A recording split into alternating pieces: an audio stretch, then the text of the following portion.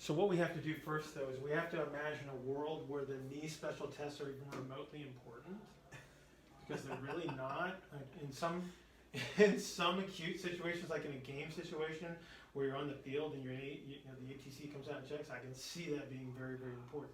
Clinically, we just, they're not very useful. In 30 years of practice, I've probably caught maybe 2 or 3 ACLs, and in clinic that didn't get diagnosed. Most people come to you with a diagnosis.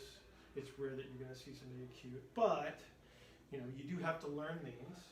But there's an easier way to do it than what they instruct, and it's less intrusive.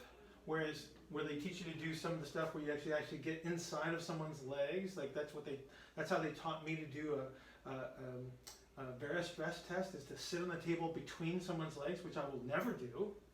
Right? Yeah, I know, it's kind of weird. Okay. So scoot towards me.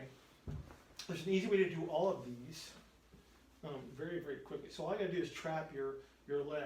And the thing that I always want to do is I want to have sensitivity in my hands as I'm executing these tests, because I need to feel stuff. I need to make sure the orientation is correct in the knee. And so what I'm going to do is I'm just going to trap your leg, and then I don't have to change positions at all, other than the orientation of my body to drive the mechanics that I'm trying to produce in the knee to test whatever I'm testing.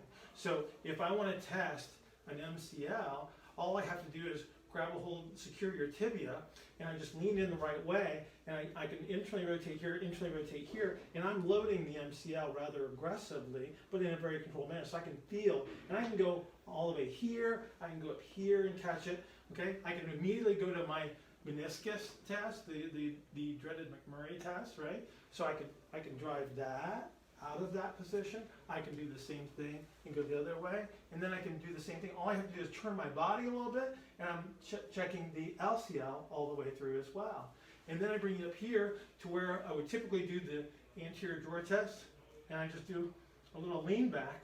And now again, I got sensitivity here. I've got hamstrings compressed, so they're relaxed, and I just lean back, and now I have sensitivity in my hands, and it's almost effortless to do this. And I can test this any number of ways, and I can test hyperextension, et cetera, you see? And then so if you get really, really good at it, then you can just go like this, and I'm having a nice little conversation with you, and in less than 30 seconds, I've got all my special tests cleared. So it's very, very simple, and I don't have to change positions. I just have to reorient my body, and again, I have sensitivity in my hands. Awesome. Real simple.